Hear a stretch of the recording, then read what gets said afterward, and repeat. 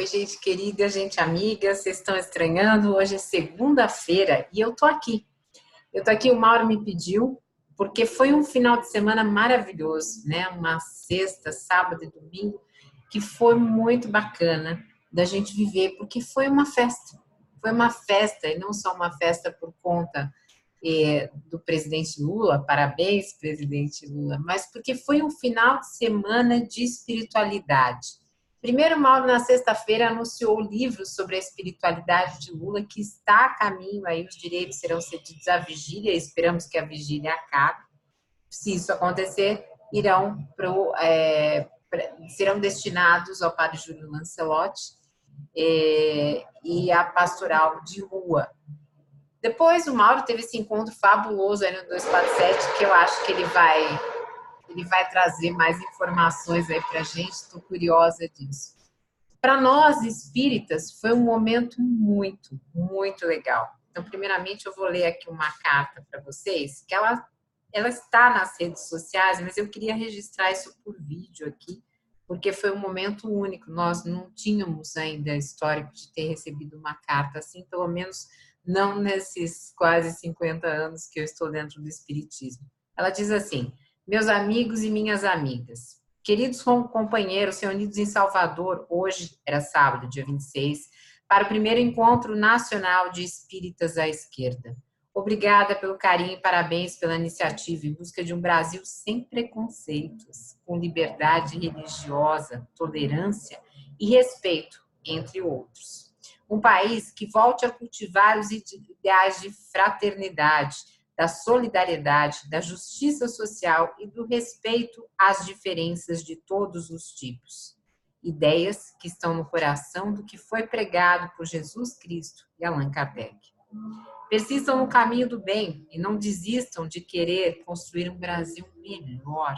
Um Brasil para todos e não para poucos, onde ninguém passe fome e todos possam ter uma vida digna com trabalho, educação, saúde e respeito. Um forte abraço. Luiz Inácio Lula da Silva. E assim que abriram o encontro de espíritas à esquerda, eu estava na Universidade Livre Pampédia com Dora Encontro, onde eu sou aluna da pós-graduação em Pedagogia Espírita, e foi um momento que me arrepiou muito. Até agora, lendo esse texto, eu continuo arrepiada. Então, nosso muito obrigada ao presidente Lula, estive lá em Coração, o Sejus esteve representado, e fora essa festa de sermos mencionados, de recebermos essa carta carinhosa, Dora Encontre também preparou uma carta que foi lida lá e depois já está na página do Sejus para quem quiser ver. Então foi um final de semana de novidade, porque nós vimos todas essas mensagens de parabéns maravilhosas. Francis Raime, Chico Buarque, Osmar Prato, a própria presidente Dilma, o neto do Lula, me emocionou muito essa mensagem dele. Vi a Janja e o Frei Beto na vigília cantando parabéns, acho que também vocês viram tudo isso. Então, foi muito rico, foi muito rico. E a gente continua falando sobre esse tema do espiritismo progressista com a Dora Encontro segunda-feira, 18 horas, na Rádio Boa Nova. A gente vai falar sobre o Paz e Bem e ela me deu a oportunidade de falar também sobre o Sejus. E teve resistência no Chile, com as lindas imagens da bailarina dançando, teve resistência também nas imagens que lembravam a Revolução Francesa, teve eleição na Argentina, enfim, foi um lindo final de semana com nossos irmãos também, e teve o final do sínodo, o sínodo da Amazônia, onde surge essa liderança política e espiritual do Papa cada vez mais firme, dizendo muitas coisas que nós espíritas também comungamos, entre aspas, porque não comungamos, claro, mas que comungamos em espírito, porque nós queremos ver essas espiritualidades todas nos seus diversos multiversos, como diz o Mauro, sempre abraçadas, porque isso nos lembra Jesus. Isso nos lembra que Jesus nos disse assim: não coloque a candeia embaixo do alqueire.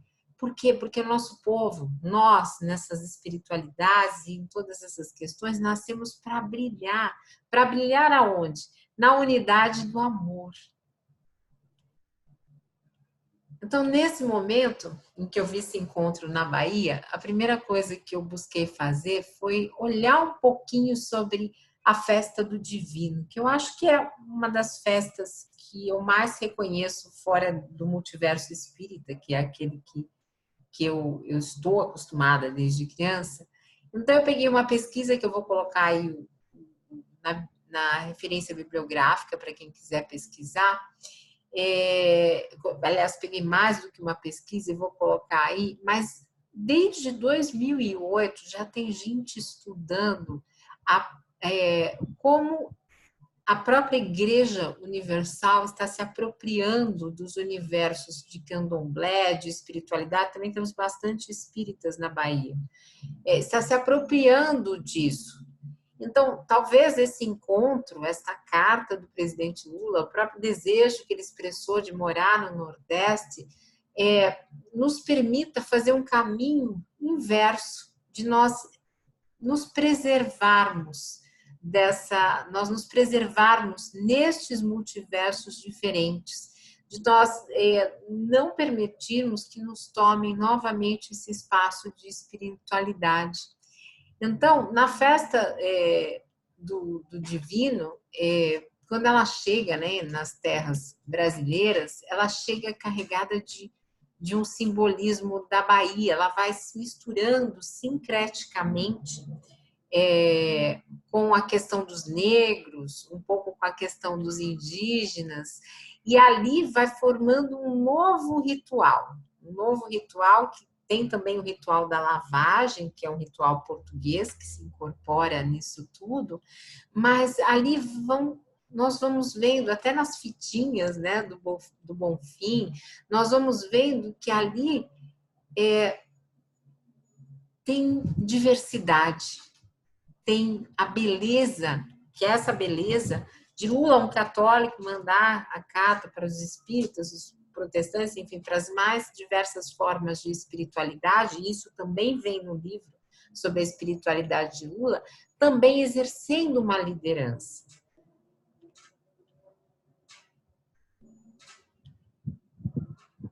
E, gente, quando eu fui ver a carta final do Sínodo da Amazônia, claro que eu vou comentar aqui numa visão muito espírita, na visão católica só o Mauro que pode comentar com propriedade aqui, mas eu fui ver algumas coisas do documento final que me emocionaram. Uma delas é que eles diziam assim, que tem que haver um diálogo ecumênico e interreligioso, ou seja, é um diálogo que o Paz e Bem tenta fazer aqui todas as vezes.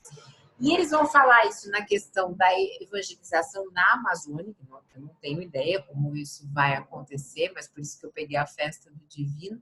Mas ele vai incentivar não só o reconhecimento das religiões indígenas, dos cultos afrodescendentes, mas que os cristãos possam agir juntos em defesa dessa casa comum. E aí, já nós espíritas nos reconhecemos nesse cenário de cristão, e incentivando, inclusive, tudo aquilo, os valores que forem ajudar as vítimas de realidades tristes, como a pobreza, a violência, o desemprego, as novas formas de escravidão com reformas trabalhistas, a dificuldade de acesso à educação, tirando todos os recursos da universidade pública, esses parênteses sou eu que estou fazendo, não está no documento, a prisão, as mortes por suicídio, então tudo isso dialoga muito profundamente com a questão do espiritismo. Quem está vendo aí os programas do Caminhos do Espiritismo, nós começamos lá atrás com a base filosófica, com o Livro dos Espíritos, falando sobre todas essas questões, de preservar a terra, da questão do suicídio, da prisão, do trabalho que tem que ser na medida do corpo, que o mundo é um planeta ideal, é um planeta onde as pessoas não passem fome, que o mais forte deve prover para o mais fraco. Então, essa carta do Sínodo, e a minha empolgação é por isso, está profundamente alinhada com valores interreligiosos. Vai falar da crise social e ambiental sem precedentes que nós estamos vendo, mas na promoção de uma ecologia integral. O Mauro já tinha dito isso em vários Paz e Bem, entrevistou o Dobor, para quem não viu a entrevista, está aqui no Paz e Bem, fica aí a nossa sugestão. Mas para quê? Quando o sínodo vai falar de modelos de desenvolvimento justo e solidário, ele vai trazer a questão da justiça dos mais pobres, daqueles que são desfavorecidos de terra. Ele vai falar sobre promover os direitos humanos como sendo um dever político, uma tarefa social e uma exigência de fé. É algo que está muito presente, e até por isso que o Sejus chama-se Coletivo de Estudos Espiritismo e Justiça Social, porque está muito presente numa leitura atenta de obras espíritas, principalmente aquelas que são de Kardec, que é as que nos pautam. Então, quando a gente fala, quando esse sínodo diz que eles apelam para um novo paradigma de desenvolvimento sustentável, é um apelo à responsabilidade de cada um de nós, que somos chamados para essa... Eles falam custódia da obra de Deus. Nós falamos que nós somos administradores da obra de Deus. Mas é esse cuidado, essa proteção, essa defesa dos povos, das comunidades indígenas, amazônicas, daquelas que não têm, com um diálogo, uma defesa da vida, na verdade, porque existe aí uma intenção de promover um diálogo intercultural e ecumênico para conter as estruturas de morte. Eles falam em pecado, nós não acreditamos, nós espíritas, em pecado, mas que seja um pecado no sentido dos erros, né, da ignorância. Então eles falam morte, pecado, violência e injustiça. E conforme eu fui lendo, e ele vai falar do pecado ecológico, né, em direito à água potável. Então ele vai falar que é toda omissão contra Deus, contra o próximo, contra a comunidade, o meio ambiente, contra as futuras gerações e contra a virtude da justiça. Ora, nosso aniversariante de ontem, presidente Lula, está injustiçado há mais de um ano. Mas o sínodo vai dizer ainda que para reparar todas essas dívidas, essa dívida ecológica, inclusive desses vazamentos, né, no Nordeste inteiro, eu estive aí com a Marcele, que já veio aqui no Caminhos do Espiritismo, e a do Nordeste, ela estava nos contando como isso está afetando a economia ecológica. Ninguém come peixe, camarão, as pessoas não têm como pescar, não têm como vender. Então, é uma coisa complicada. Então, a carta do sínodo vai nos dizer o seguinte, que existe a necessidade de nós olharmos para todas essas questões e desenvolver, inclusive, políticas energéticas que reduzam as emissões de CO2 e de gases ligados à mudança climática, para promover o que? Energia limpa, acesso à água potável. Nós não vivemos sem água, isso é um direito básico do ser humano. Então, proteger a terra e incentivar essa reutilização, essa reciclagem, não no sentido de um greenwashing, né? Dizer, somos verdes, substituir isso por isso. Não. Mas reduzir, inclusive, o consumo de combustíveis fósseis, que ocasionou toda essa guerra, né? O petróleo. Gente, desculpe, é complicado. Tem pessoas que são complicadas. Bom, a gente está falando em combustível fóssil e olha como a pessoa está acelerando uma moto, né? Só para a gente ter noção. E aí o sínodo vai falar também na questão da alimentação, de reduzir o consumo excessivo de carne, peixe, ter um estilo de vida mais sóbrio, plantar, enfim, tudo isso está na codificação espírita. Tem mais uma coisa que o sínodo vai falar sobre a hora da mulher. Vai reconhecer a mulher não só nas atividades, né, clericais, que eu não sei quais são, porque eu nunca tive muita intimidade com a Igreja Católica, mas vai reconhecer que as mulheres são vítimas da violência física, moral, religiosa, do feminicídio, e tudo isso nós do movimento espírita também estamos reiteradamente conversando a respeito. Então foi um presente ver essa carta do Lula, ver esse documento produzido pelo sínodo, olhar tudo isso pela ótica espírita. E mais ainda,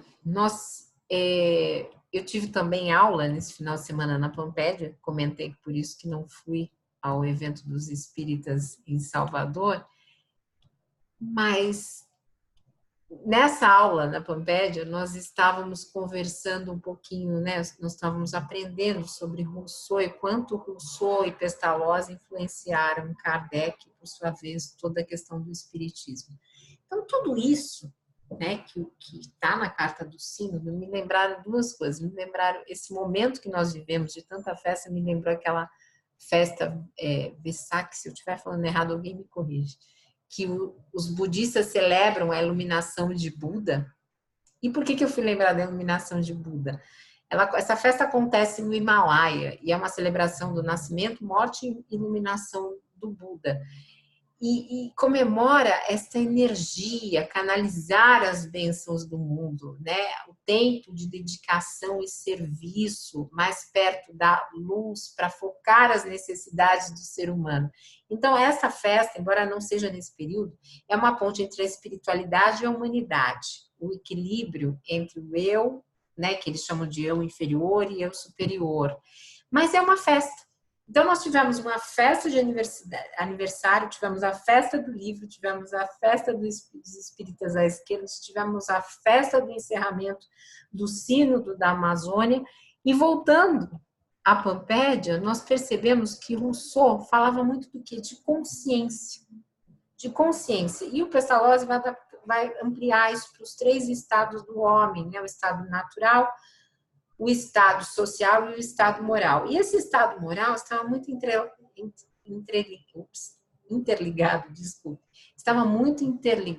com essa questão do homem moralmente se reconhecer no outro. Ou seja, no amor. No amor ao próximo como a si mesmo. E aí nós voltamos para Jesus. Eu estou pegando aqui o livro Todos os Jeitos de Crer, porque quando a gente olha toda essa trajetória de liderança, né, do Papa Francisco perseguido, do Lula, né, preso injustamente, e dessa questão do amor, eu já fiz uma outra conexão com a questão do perdão e a paz. O valor do perdão, ele é reconhecido meio que universalmente. Os cristãos, os católicos, os budistas, os espíritas, enfim, vários multiversos reconhecem o perdão. O próprio Yom Kippur é o dia do perdão. Então, quando a gente fala em perdoar, é mais do que pedir desculpas, né? O islamismo acredita, inclusive, no perdão divino. As religiões cristãs afirmam a necessidade do perdão ao próximo para obter o perdão de Deus. E Jesus veio nos dar esse grande exemplo de perdão à humanidade. O Evangelho segundo o Espiritismo, que nós estamos estudando no caminho, ele vem repleto das questões de perdão. Inclusive, em Mateus capítulo 6, versículo 14 a 15, da Bíblia de Jerusalém, a gente vê assim, ó: pois se perdoardes aos homens os seus delitos, também o vosso Pai Celeste vos perdoará. Mas se não perdoardes aos homens, vosso Pai não perdoará os vossos delitos. E aí na Epístola dos Efésios, né, de Paulo de Tarso, está escrito assim: sede bondosos e compassivos uns com os outros, perdoando-vos mutuamente como Deus em Cristo vos perdoou. E no caso específico dessas lideranças espirituais, na qual inclui o Papa Francisco e o Lula, nesse momento todo que se abateu sobre ele, eu vejo o perdão como coragem. Então, essa festa toda essa comemoração, também é uma comemoração do perdão. E deste perdão corajoso, que ele perdoa sem distinção. Sem ver etnia, nacionalidade, sexo, língua, religião, convicções sociais, políticas. Ele não é covardia. Muitas vezes as pessoas confundem perdão com covardia na nossa sociedade. Mas ele ainda é uma forma de resolver as coisas com não violência. Porque durante muito tempo se considerou a vingança como uma questão de honra, que se lavava com sangue toda a ofensa, se vingava.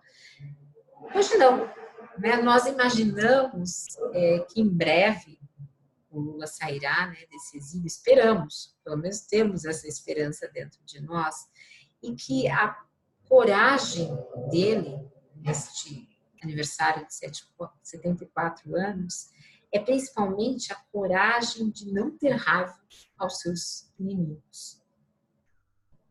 É um perdão que veio de uma autoeducação que ele pôde desenvolver lá dentro daquela solitária, mas que sempre foi tão cercada de amor. E o perdão como educação, ele não é só desculpar uma ofensa, é educar e esquecer o que ela nos foi dirigida. Claro que nós temos que trabalhar para que o mal desapareça, mas sem destruir aquela pessoa que foi o mal, a causa do mal. A recusa de retribuir, eu não gosto muito da dicotomia bem ou mal, mas de retribuir aquilo por que passamos, é a educação do perdão. Isso me lembra muito Jan Hus. Jan Hus nasceu em 1373 na República Tcheca, na Boêmia. E ele era pobre, vivia no meio de agricultores, estudou teologia e filosofia na Universidade de Praga e se tornou reitor. E, de repente, começou a ser influenciado por obras que faziam duras críticas à Igreja Católica. E eu vou contar a história dele só para a gente ver como essa Igreja Católica desse sínodo está maravilhosa com o Papa Francisco. E ele criticava o abuso de poder e todos os erros daquela época. E aí ele propôs uma reforma para a Igreja Romana na Boêmia e questionou, inclusive, a autoridade do Papa e a venda de indulgência. E os padres se irritaram muito, muito com ele. E começou a ter retaliação, claro que aqueles que seguiam Jan Hus se revoltaram. E aí houve uma espécie de guerra. E Jan Hus foi excomungado, foi exilado. E do exílio ele escreveu muitos documentos. O imperador Segismundo chegou a prometer para ele um salvo-conduto, que era um documento, um habeas corpus da época, para a sua liberdade, mas ele não manteve a palavra e excomungou. Ele deixou ele ser excomungado pela igreja. E daí ele foi julgado e foi dito que ele abandonasse sua doutrina e pedisse perdão à igreja. Ele não aceitou, porque ele queria a dignidade dele, ele sabia daquela luta. E no dia do seu julgamento, como ele não renunciou às suas ideias, ele foi condenado como herege. E foi queimado. Mas ele perdoou aqueles que o mataram e traíram, e morreu cantando um hino que dizia assim: Senhor, tem misericórdia. Claro que nós vemos um senhor de 73 anos completando 74 numa prisão injusta. Pode ter esse significado, né, de uma morte aparente, mas é uma pessoa que está mais viva do que nunca, fazendo planos de mudar, de se casar e principalmente lutando por essa dignidade. Eu acho que eu já me estendi demais. Então, o Mauro depois dá a programação para vocês do canal, ele costuma pôr no site e na aba da comunidade. E eu queria que nós fôssemos para aquele nosso exercício de expirarmos, inspirarmos, nos ligarmos àquilo que nesse momento nos conecta com a nossa espiritualidade. No meu caso é Deus, inteligência suprema, causa primária de todas as coisas, esse Deus de misericórdia e bondade. Pedindo uma semana de muita paz e bem. Pedindo que todos esses que são citados aqui, muitos outros, sejam acolhidos aqui na espiritualidade. E principalmente desejando que nós continuemos em festa, ainda que tenhamos reveses. Que seja essa festa com vários bolos que nós comemos, bolos espirituais, bolos alegres, mas que nós possamos, dentro de nós, ter essa certeza de que estamos construindo um caminho muito bonito. Um beijo grande. E amanhã, 6h30, tem Caminhos do Espiritismo. Um beijo, gente. Paz e bem. Paz e bem.